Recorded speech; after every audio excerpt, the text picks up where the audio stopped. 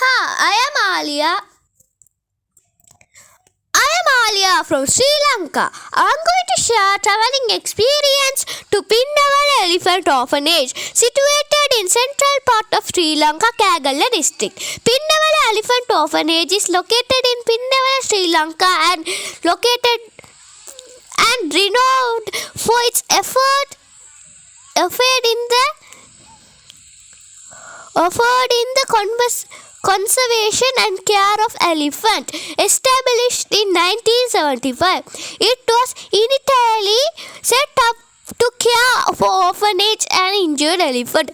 The orphanage provides sanctuary where elephants are rehabilitated and can live in semi-natural environment. The visitors can observe the elephant and being fed, bathing in the nearby river, and interacting with each other.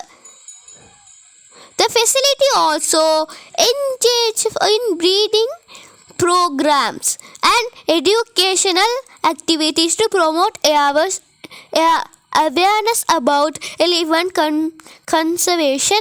It has become a popular destination for tourists interested in wildlife and animals welfare. Thank you.